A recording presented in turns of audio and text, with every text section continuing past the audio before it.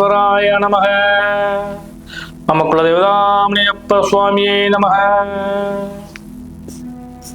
பேரன்பு மிக்க குக்கு பக்தி media channel நேயர்களுக்கு ஜோதிடம் முத்துச்சாமியின் இனி அன்பு வணக்கங்கள்.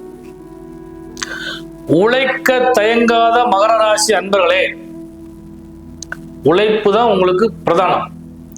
அப்பேற்பட்ட உங்களுக்கு இந்த நிகழும் மங்களகரமான ஸ்ரீ விசுவாவசு வருஷத்தின் கார்த்திகை மாதத்திற்கான பலாபலன்களை எடுத்துக் கொள்கின்றேன்.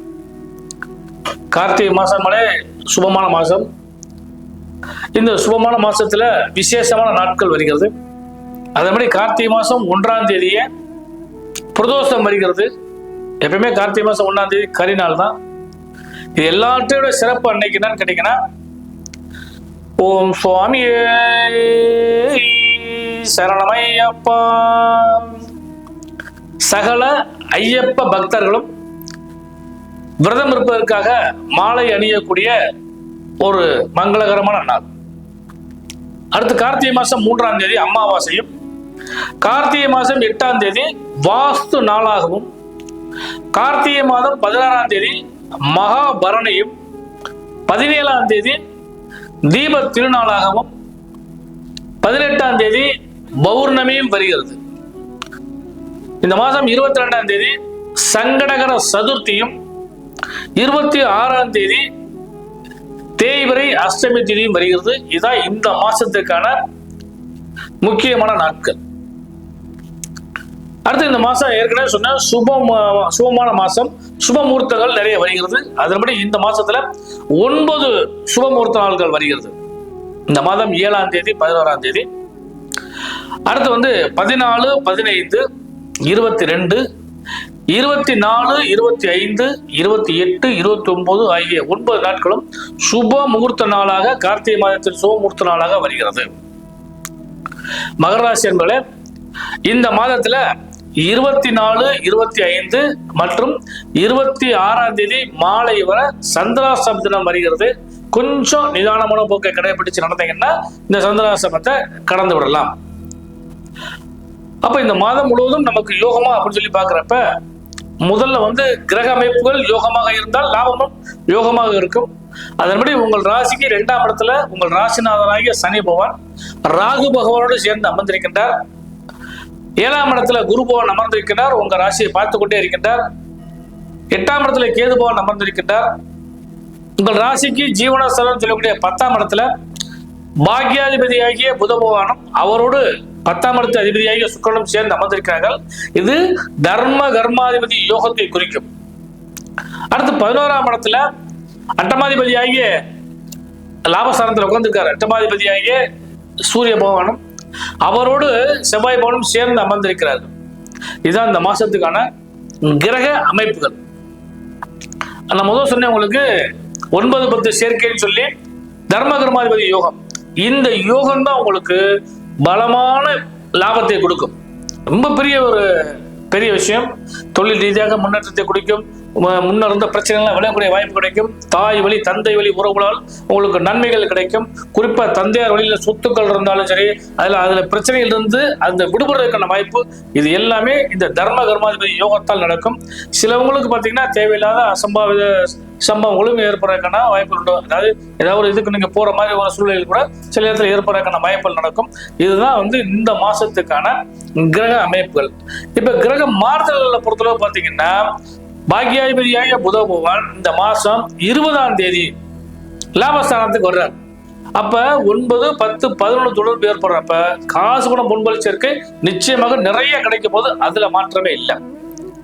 அடுத்து ஜீவனாதிபதியாக சுக்கிர பகவான் லாபஸ்தானத்துக்கு இந்த மாதம் 11ஆம் தேதி வர்றார். அதனால தொழில் ரீதியாகவும் லாபம் கிடைக்கும். நிறைய முதலீடு செய்யறதுக்கான வாய்ப்பு, அந்த முதலீடுல உங்களுக்கு லாபம் கிடைக்கிற வாய்ப்பு, தொழில் வியாபாரத்தில் சிறந்த நன்மைகளை அடையக்கூடிய வாய்ப்பு, இது எல்லாமே இந்த மாசத்துல உங்களுக்கு சூப்பரா கிடைக்க போகுது. அடுத்து இந்த மாசத்துல 20ஆம் தேதியில பாத்தீங்கன்னா லாபாதிபதியாகிய செவ்வாய் பகவான் விரயத்துக்கு வர்றார். அப்ப லாப விரயங்கள் கிடைக்கும். லாப விரயங்கள்னா என்ன அர்த்தம் சொல்லி கிடைக்குன்னா, ஒரு தொழில் செய்றீங்க, அந்த தொழில கிடைக்கக்கூடிய லாபத்தை வச்சு செவ்வாய் அப்படிங்கிறனால வீடு வண்டி வாகன யோக சேர்க்கைகளுக்கு பயன்படுத்தலாம். அல்லது செவ்வாய்ங்கனால கடன் சார்ந்த விஷயங்கள் உங்களுக்கு இருந்துச்சுன்னா அந்த கடனை அடைக்கிறதுக்கு இந்த பணத்தை யூஸ் பண்ணிக்கலாம். செவ்வாய் என்றால் நோய் சம்பந்தப்பட்டது, மருத்துவம் சார்ந்த செலவுகளுக்காக சில நிதியை ஒதுக்கிக்கலாம். இதனால இந்த செலவுகள் விரைய செலவை தான் மாறப்போகுது.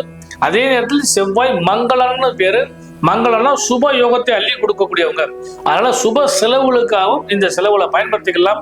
அதனால எப்படி விரயமாக போகுது அந்த விரயத்தை சுப விரயமாக மாற்றினால் இந்த மகராசிக்காரர்களுக்கு இந்த மாசம் நல்ல பலன்கள் நிச்சயமாக கிடைக்க போகிறது.